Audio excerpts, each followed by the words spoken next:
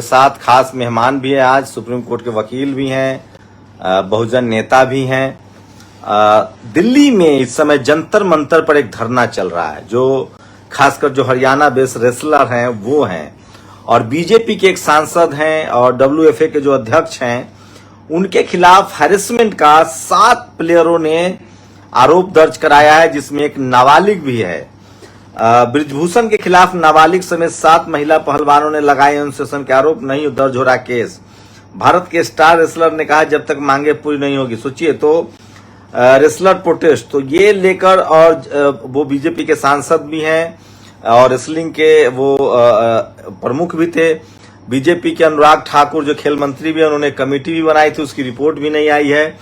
और इनका कहना है कि 2 दिन पहले इन लोगों ने शिकायत दी है, लेकिन दिल्ली पुलिस जो है वो कंप्लेन दर्ज नहीं कर रही है। तो पहले आपको वीडियो सुना देते हैं। देखिए सर, ये देश के खिलाड़ी बोल रहे हैं कि हमारे साथ में हरासमेंट हुआ है, FIR लॉन्च होनी चाहिए और जो अक्यूज है उनके खिलाफ कार्रवाई होनी चाहिए, ना कि सिर्फ क्योंकि हमारी लाइफ, हमारा गेम, हमारा परिवार सब कुछ दांव पे लगा के हम यहाँ पे आए हैं। आपको क्या लग रहा है 3 महीने से हम इतने मेंटल कैसे देखते हैं वकील साहब, क्या लगता है अगर कोई ये इस मामले में लीगल तरीका क्या है, क्या आरोप लगते ही कार्रवाई होनी चाहिए? देखिए, लीगल तरीका तो किसी भी अपराध की सूचना, नाबालिग है कोई, हाँ नाबालिग है, ये तो पोक्सो है, तो इसमें तो डिले का कोई मतलब ही नहीं होता। और पुलिस को जैसे ही उसके सामने ये कंप्लेंट आती है, हाँ, उसे FIR दर्ज करना पड़ेगा, बिल्कुल दर्ज करना पड़ेगा, बाद में इन्वेस्टिगेशन हाँ, इवन कि ये तो बहुत गंभीर मसला है। किसी भी तरह का कोई केस आता है तो उसे FIR दर्ज करनी पड़ेगी, दर्ज करनी चाहिए। लेकिन होता यह है कि पुलिस अपने हिसाब से काम करती है, सरकार के दबाव में, या यूं कहा जाए कि सरकार के अनुसार काम करती है। तो FIR दर्ज होती नहीं है जब तक पूरी तरह से प्रेशर न पड़े या कानूनी दबाव ना हो, या व्यक्ति को FIR तक के लिए कोर्ट भी जाना पड़ता है। स्थिति यहां तक है, और उसके बावजूद भी बहुत समय जाके लग जाता है जब FIR होती है। कैसे देखते हैं आप? अमृतपाल सिंह की गिरफ्तारी दिखाई जाती है, अतीक अहमद का एनकाउंटर दिखाया जाता है, लेकिन ब्रजभूषण सिंह चूंकि राजपूत हैं या बीजेपी के नेता हैं, खबरें टीवी पर, मैं अभी सारी खबरें देख रहा हूं, कहीं कोई टेलीविजन पर एक खबर नहीं चल रही है। तो जो बीजेपी के लोग हैं और जिनके लिए पार्टी काम करती है, उनकी खबर क्यों दिखाएंगे? वो तो उनके अपने लोग हैं, उनके अपने खिलाफ जाएगी अगर कोई भी न्यूज वो दिखाते हैं। तो कहने के लिए कानून का राज है, हकीकत में कानून का राज नहीं है।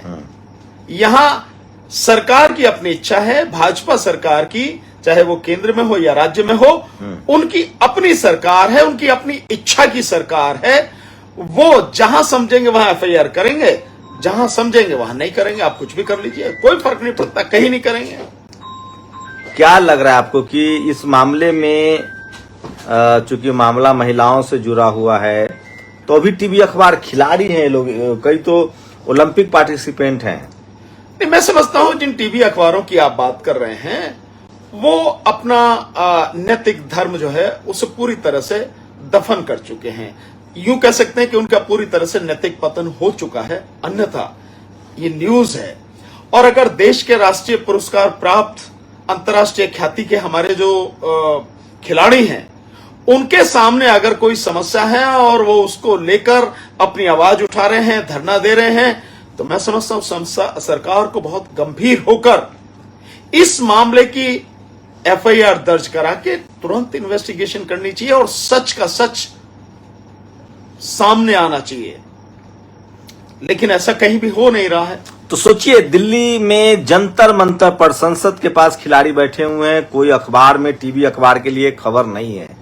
नहीं, ये भी एक बड़े दुख की बात है कि अंतर्राष्ट्रीय और राष्ट्रीय ख्याति प्राप्त जो हमारे खिलाड़ी हैं, और ये इतना गंभीर मामला कि सेक्सुअल हरासमेंट का, एक नाबालिग भी इसमें शामिल है, पोक्सो का मामला बनता है, उसके लिए उन्हें धरना प्रदर्शन देना पड़ रहा है, सिर्फ इसलिए कि जिस व्यक्ति के खिलाफ आरोप है वो भाजपा का नेता है, वो मंत्री है, सिर्फ इसलिए।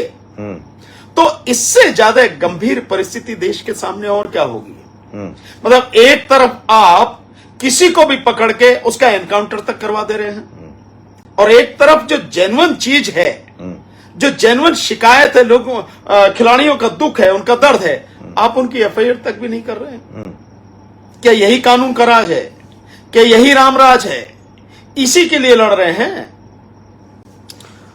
तो आप लोग की क्या प्रतिक्रिया है? जिस तरह से महिला खिलाड़ी जो हैं वो बैठी हुई हैं, सोचिए कल मैंने एक ट्वीट किया था, मैंने अर्जुन तेंदुलकर का बॉलिंग एक्शन देखा, उसके बाद मैंने एक ट्वीट किया कि क्या सचिन तेंदुलकर के बेटे अर्जुन तेंदुलकर को मेरिट के आधार पे मौका मिल रहा है या विरासत के आधार पे? आपको पता है कल ही क्या हुआ?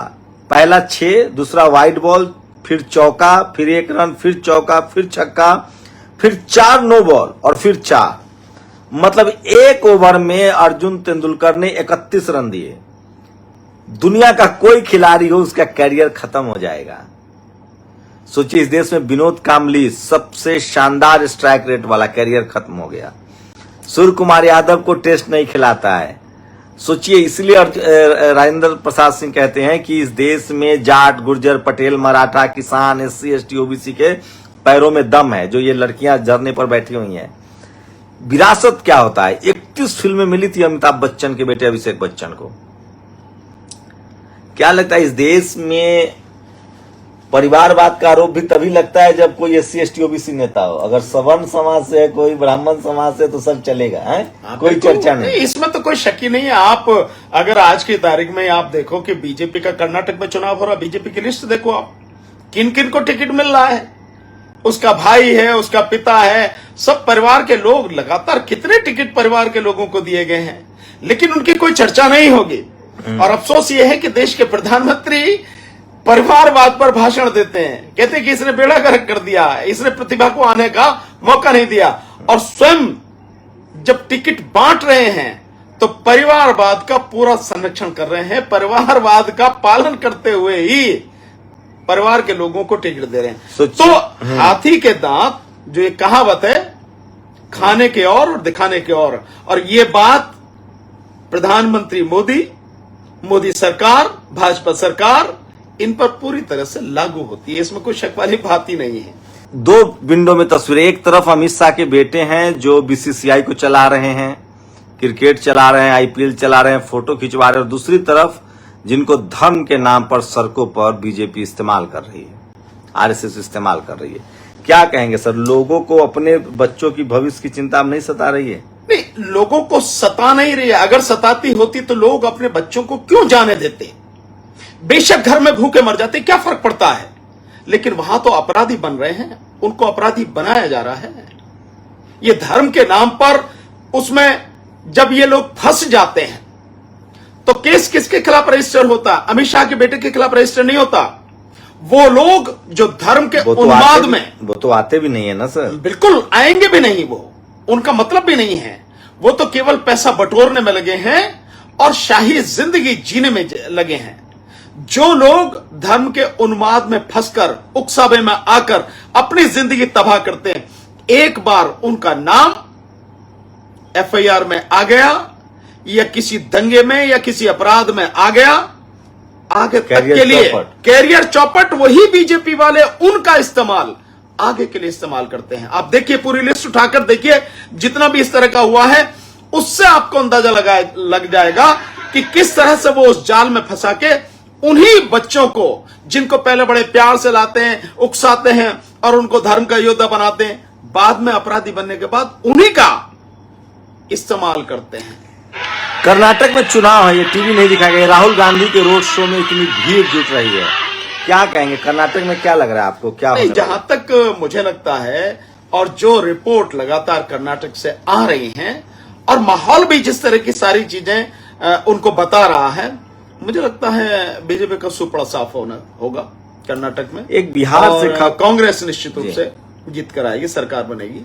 एक बिहार से खबर है कि किस तरह से वहां जो नीतीश जी की सरकार है, वो एक ऐसे कानून में बदलाव कर दिया है जिससे आनंद मोहन रिहा हो जाएंगे, और उन पर एक दलित डीएम को सड़क पर मारने का दोष साबित है, और वो पहले तो उम्र कैद, फांसी थी, फिर उम्र कैद हुई और अब वो जेल से रिहा हो रहे हैं। नहीं, तो ये गलत किया जा रहा है। इस तरह से आप न केवल बिहार में बल्कि पूरे देश में दलित समाज के प्रति एक गलत संदेश भेज रहे हैं। फिर आप भी उसी कैटेगरी में आके खड़े हो जाते हैं जो बीजेपी वाली कैटेगरी है कि भाई आप अपनी सत्ता के लिए कुछ भी कर सकते हैं। तो अगर यह सब किया जा रहा है नीतीश की पार्टी की तरफ से, आरजेडी की तरफ से, अगर बिहार सरकार की तरफ से बदलाव किए जा रहे हैं तो यह गलत है। आपको लगता है कि एक तरफ आपको फायदा होगा तो दूसरी तरफ बहुत बड़ा नुकसान भी होगा, और वो नुकसान केवल आपको बिहार में नहीं होगा, वो नुकसान पूरे देश में होगा। आपको कम से कम इस बात को तो मानना ही पड़ेगा और करना ही पड़ेगा कि जो व्यक्ति अपराधी है उस व्यक्ति के खिलाफ जो कानूनी कार्रवाई हो रही है उसको होने दीजिए। आप क्यों अपने सत्ता के तुच्छ लालच के लिए बेवजह कानून में बदलाव करके एक पूरे बड़े समाज को पूरे देश में अपने खिलाफ करना चाहते हैं? और अब किसी भी अपराधी को, जिसको कानून भी अपराधी मान चुका है, सजा जिसने उसको दी है, क्यों उसके विषय में जो है आप तो सोचिए, सबसे बड़ी खबर है आज की, एक बार फिर से कुश्ती के जो चैंपियन प्लेयर हैं उन्होंने जंतर मंतर पर धरना शुरू कर दिया है।